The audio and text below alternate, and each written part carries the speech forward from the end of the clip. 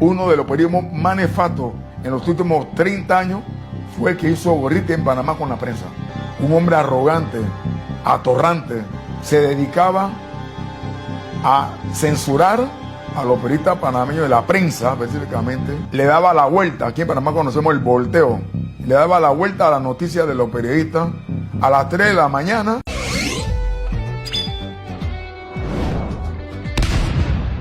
La Última Perú, quien es en realidad Gustavo Gorriti, un infeliz, un miserable y un aterrante extremo, fueron las palabras del nuevo director de la prensa de Panamá, quien lo acusa de ser un sujeto altamente peligroso para su país y el mundo, ya que fue testigo de las peores manipulaciones informativas de la mano de Gorriti, cuando fue director del diario La Prensa de Panamá, lo que ocasionó que el gobierno de Panamá lo expulse por crímenes contra la humanidad.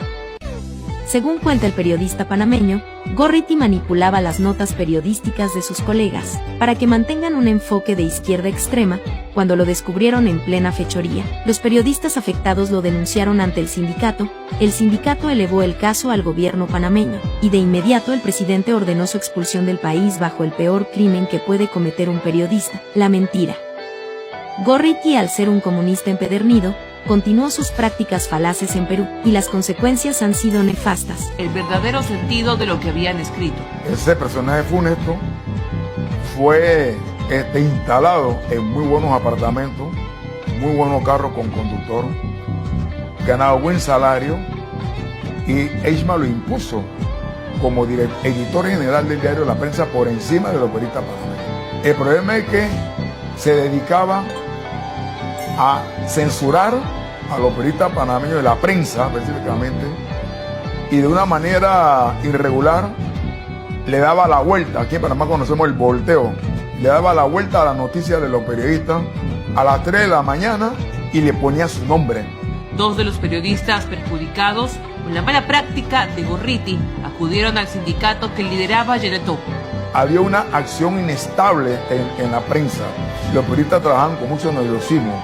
Un hombre arrogante, atorrante, un hombre frío, calculador. Cansados de los abusos y apoyados por Geneto, se enfrentaron incluso a los organismos internacionales que defendían a Gorriti. Aquí también lo defendieron la Comisión Internacional de Derechos Humanos.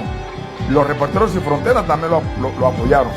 Pero aquí la razón la tuvo los periodistas y el sindicato y el colegio. Y lo expulsamos precisamente por la malévola acción de él de atropellar a los colegas. Lo que más lo perjudicó a él fue cuando el presidente Pérez Valladares lo demandó. El presidente panameño Ernesto Pérez Valladares denunció a Gorriti por armar una campaña contra él y el procurador José Antonio Sousa. Gorriti denunció a través de notas periodísticas en La Prensa que el expresidente había recibido un cheque por $51,000 para financiar su campaña electoral, cheque cuya firma luego se comprobó que era falsa. Estamos hablando de dos personas que se matrimoniaron aquí en Panamá, literalmente hablando, para hacer del periodismo una situación bastante complicada y perversa, ¿no? Y él contaba con el apoyo de Eichmann, y Eichmann lo utilizaba a él precisamente para hacer el periodismo, uno de los periodismos más nefastos en los últimos 30 años fue el que hizo Gorriti en Panamá con la prensa. Roberto Eichmann, fundador de La Prensa y compañero de aula de Gorriti, fue varias veces implicado en lavado de narcodólares, señalado en los 90 de dictar artículos a Gorriti para atacar al gobierno de Pérez Valladares. Fue quien lo puso como editor general en su periódico.